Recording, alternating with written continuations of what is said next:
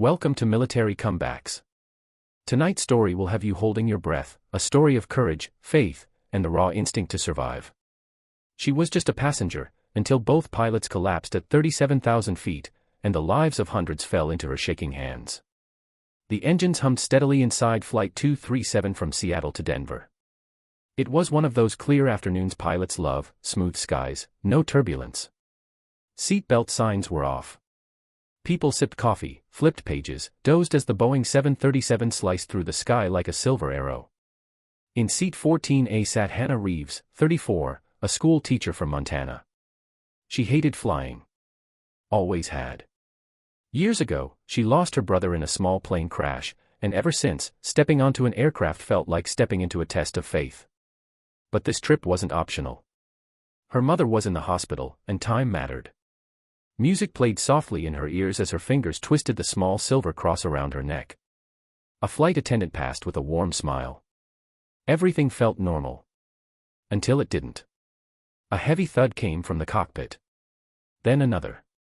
Passengers near the front glanced at each other. The call chime sounded once, then silence. A flight attendant hurried forward, knocked on the cockpit door, tried the intercom. No response. Her calm expression cracked.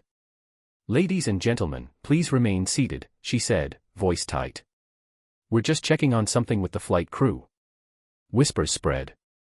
People noticed the plane wasn't climbing or descending, just holding steady, too steady, for too long. Then the cockpit door opened.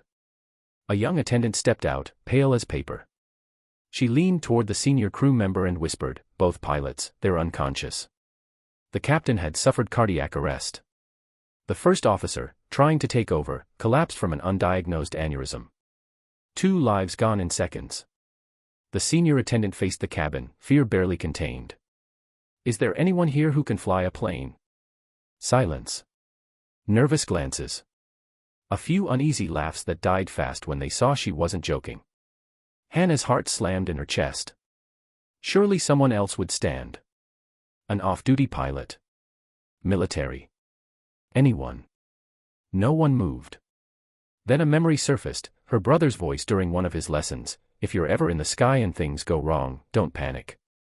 Just breathe. Remember, the plane wants to fly." Her legs trembled as she stood.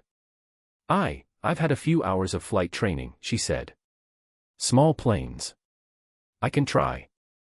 Hope flashed in the attendant's eyes. They rushed her forward. Stepping into the cockpit felt like entering another world. Panels blinked. Soft alarms sounded. 2 men sat motionless in their seats. "God," she whispered.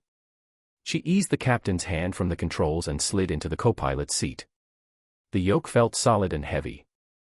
Nothing like the small trainers she'd known. The radio crackled. "Flight 237, Denver Center. We've lost contact. Do you copy?" Her hand shook as she grabbed the mic. "This is passenger Hannah Reeves.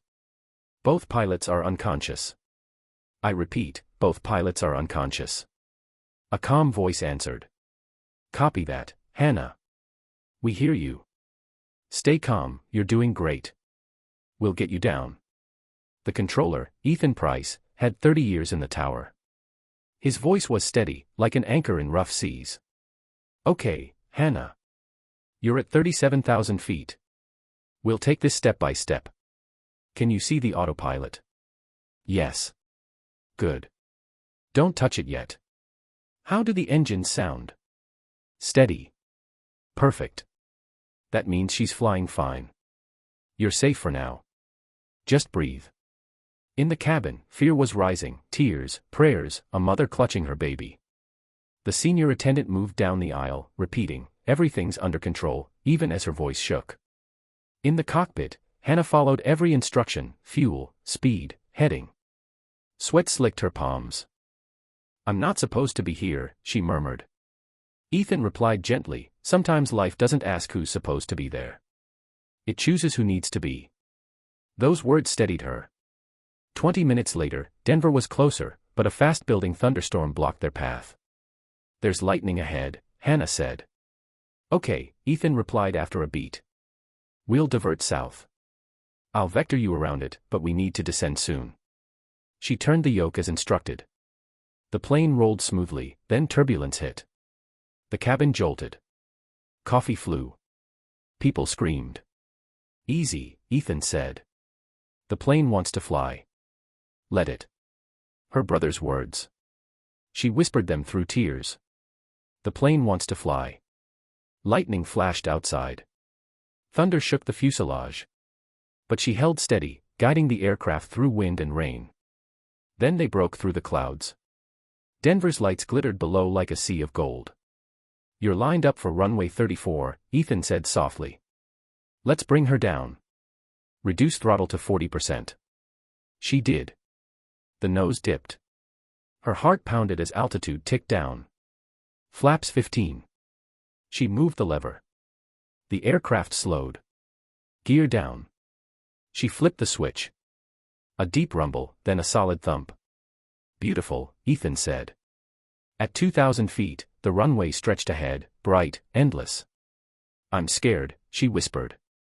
"That's okay," Ethan said. "Do it scared."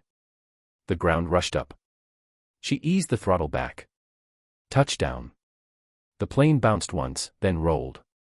Screams turned into sobs of relief. She hit the brakes. Engines wound down. Silence. Tears streamed down her face. "You did it, Hannah," Ethan said softly. "You brought them home." Paramedics swarmed. Passengers were safe. Sitting there, staring at her trembling hands, Hannah thought of her brother and gave a small, tearful smile. "We made it." The next morning, headlines called her a hero. She refused the title. "I just did what I had to do," she said. But something inside her had changed. For the first time in years, she wasn't afraid to fly. And somewhere out there, another ordinary person might be one moment away from doing something extraordinary.